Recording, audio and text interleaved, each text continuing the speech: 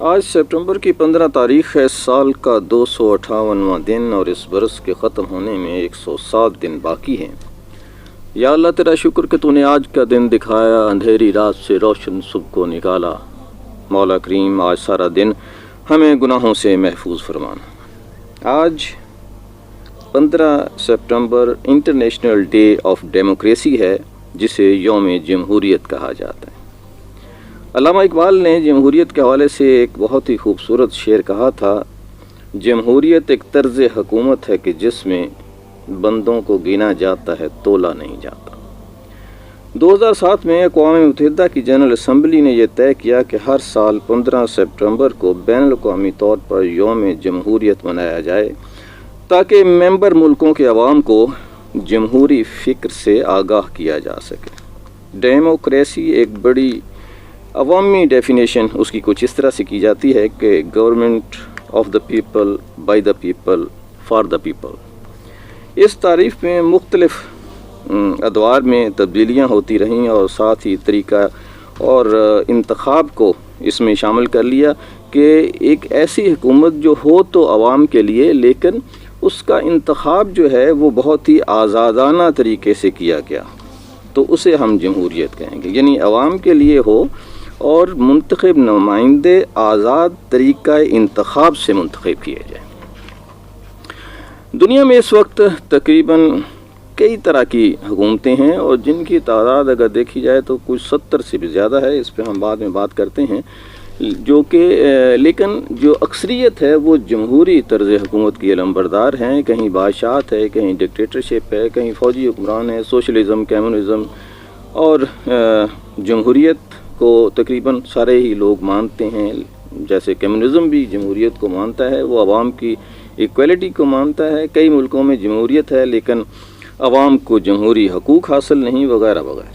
پاکستان میں بھی جمہوریت ہے، جہاں انتخابات ہوتے ہیں، عوام اپنے نمائندے چنتے ہیں، جنہیں وہ اسمبلیوں میں بھیجتے ہیں۔ وہ نمائندے پی ایم اور صدر پاکستان کا انتخاب کرتے ہیں۔ اس طرح اقتدار میں وہی لوگ آتے ہیں جو عوام کی پسند اور ٹیسٹ کے مطابق ہوتے ہیں۔ گویا جیسے عوام ہوتے ہیں ویسے ہی حکمران ہوتے ہیں۔ یہی ایک جمہوری طرز حکومت کی خوبی ہے۔ جمہوریت ڈیموکریسی کا لفظ 1525 اور 35 کے درمیان فرینچ لفظ ڈیموکریٹی سے ماخوذ ہے، جو کہ لیٹن ورڈ ڈیموکریٹی سے نکلا، اور یونانی لفظ ڈیموکریٹک سے ماخوذ ہے۔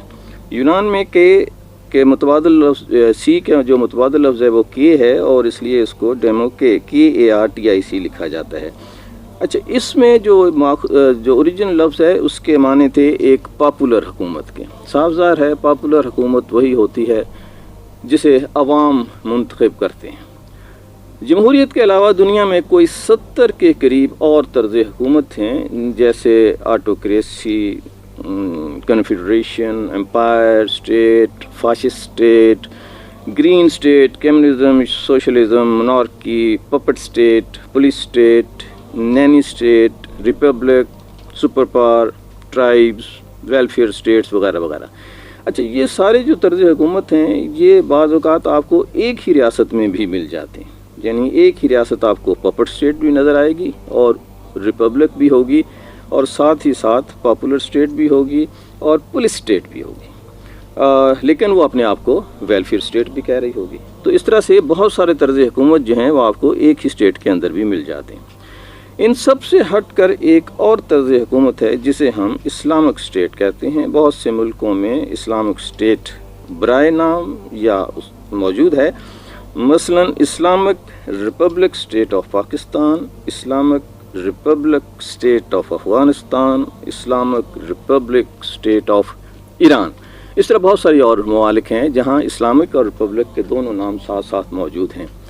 اسلام میں جو طرز حکومت ہے اس کی بنیاد 3 چیزوں پر ہے: قرآن، اسوہ حسنہ، اور صحابہ کرام کا طرز حکمرانی۔ کسی وقت ہم کسی اسکالر کو زحمت دیں گے کہ وہ آ کے ہمیں بتائیں کہ اسلامی طرز حکومت کی اساس کن چیزوں پر ہے، اور موجودہ دور میں اس پر عمل کرنا کیوں ممکن نہیں۔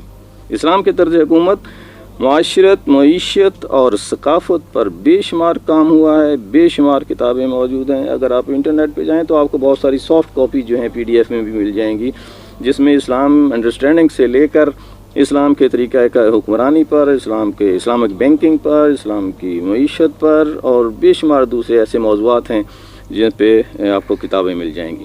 اسلام آپ کو پانی پینے کے آداب سے لے کر حکمرانی کے آداب تک سکھاتا ہے، لیکن ہم کیوں ایسے طرز زندگی کی طرف نہیں جا رہے جو ہماری اس دنیا کو بھی بہتر کر سکتا ہے اور آخرت کو بھی؟ معلوم نہیں کیوں ہم اتنے بے حس ہو گئے ہیں کہ ہمیں نہ دنیا کی فکر ہے نہ آخرت کی۔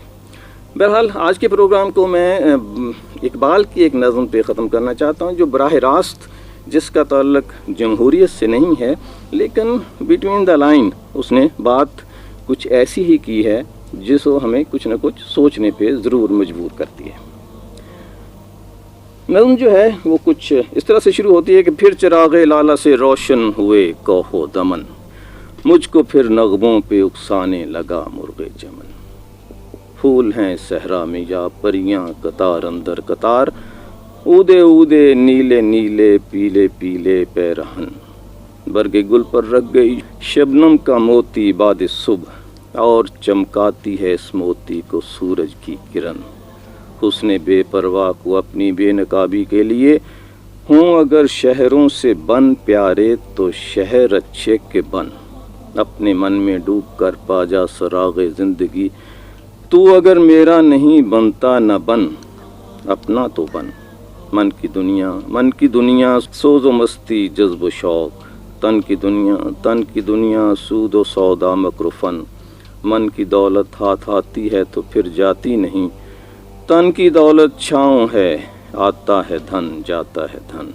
من کی دنیا میں نہ پایا میں نے افرنگی کا راج، من کی دنیا میں نہ دیکھے میں نے شیخ و برہمن، پانی پانی کر گئی مجھ کو قلندر کی یہ بات، تو جھکا جب غیر کے آگے نہ من تیرا نہ تن۔ آج